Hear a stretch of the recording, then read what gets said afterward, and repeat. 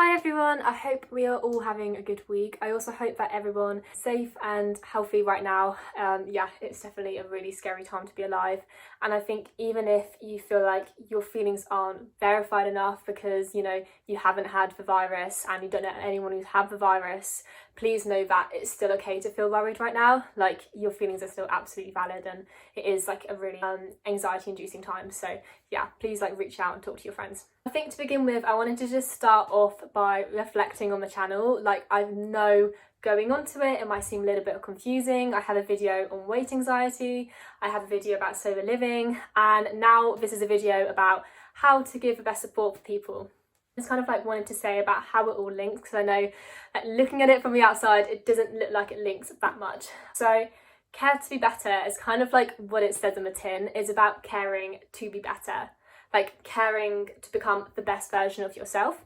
And that's where the sober living and the weight anxiety videos came in. This video is about how to give the best support for someone. So it's about caring for others. What can we do to give the best support and care for other people? And then finally is about caring for the planet. So yeah, I hope that clears things up a little bit, and now that people can see how it links, I can understand how it may look confusing. So yeah, today I wanted to talk about how can we be the best support giver for other? How can we be the best listener? And it's going to link to something which I was doing over the summer. I really enjoyed it and I would highly recommend other people to do it. It was a counselling course. I'm pretty sure it's a level 2 certificate. And I didn't go on the course because I want to be a counsellor. I went on the course because really, as a friend, as a colleague at work, or just someone who can be there for somebody else. I want to be able to give the best support possible. If people come to me with a problem, I want to know what to say or what not to say and how to act.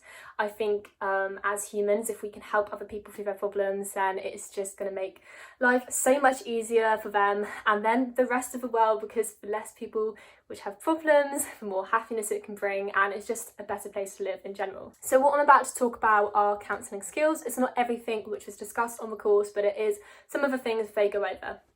So I think before I go into the skills, if you are about to talk to someone who maybe has a worry or concern, I would first of all recommend you're doing it in a private place, maybe at the home if they feel comfortable, maybe if anything has happened there, going outside in nature, or just a place which is aside from everything else and which they will feel comfortable in doing it there. Also, I wouldn't start off by straight away going into the topic of concern. I would start off by making things a bit light or easier, literally how's your week been? What did you do yesterday? If they're at college, how was college today? Just really simple things so it doesn't feel heavy straight away and they feel comfortable to begin with. Okay, so now that we've established how we're going to go about with the setting and what to start off with, I'm going to go into the skills of how you can give the best support for someone through counselling skills. Okay, so to begin with, you want to use really open body language. Imagine if you were talking to someone and they had their arms crossed, they had their shoulders to their ears, they just looked really awkward to be talking to you. Now, you're not going to want to open up to them. So you want to use open body language, sit, feel relaxed and stuff. And also when they're speaking, giving confirmation through ums and ahs. I know that sounds silly, but it really is a social lubricant of the conversation. Smile. If it's relevant to do that, just be really comfortable, and you will find that when they're talking back to you, they're going to start to mirror your body image and it will make them feel way more comfortable themselves. So the next thing is active listening. Now, I think this has probably been the most interesting thing for me to learn about when it comes to giving someone the best support. More often than not, when somebody talks to us about their problem, we don't always, and this isn't for us being selfish, it's just because we want to ration and give them advice. We listen to reply, and if we find out that they have an experience similar to us, we want to relate it back to our experience and say, hey, when I was in your situation, I did this and it really worked for me because. But you have to remember, even though this situation might look identical, it really is not. You're making it about yourself unintentionally. If they come to you with a problem and then you turn around and start talking about how you dealt with your own problem, it takes what is being said away from them. You are not listening to reply, you're not listening to give advice, and you're not listening to make it about yourself. But if you're not listening to give advice, what do you do? How do you support people? So a lot in counselling is like it's person-centred. You are letting that person come to their own conclusions. It's all very well and good kind of like telling them what to do, but they're not necessarily going to do it, and they shouldn't, because they wouldn't feel like as accomplished when they finally like achieve or like get over what they want to get over. It should be about you guiding them so that they can realise what to do themselves. The next thing is you want to ask open questions. So open questions are questions which don't require a yes or no answer. An open question is like, how are you feeling today? You can't answer yes or no for that. Whereas like, did you have a good day today? Yes. So that's kind of like the difference between an open and closed question.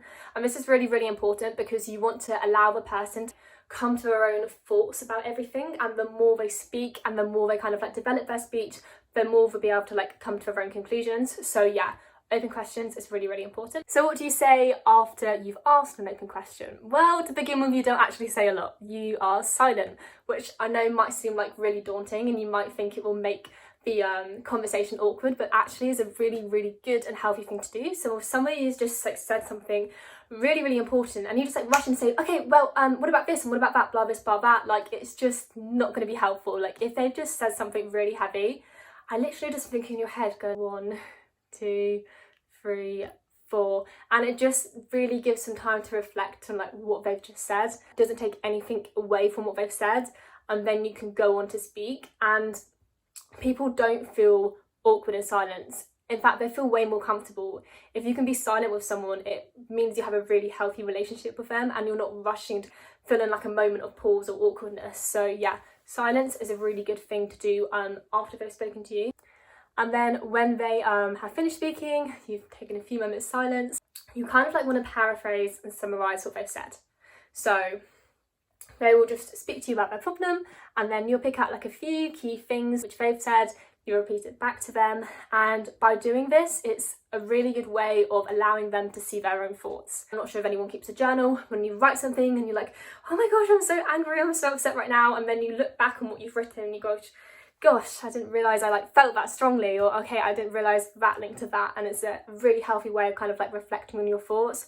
By paraphrasing and summarising, that's exactly what you're doing to them. Okay, and finally, there's congruence. I think I've said that right. Basically, that means just being you.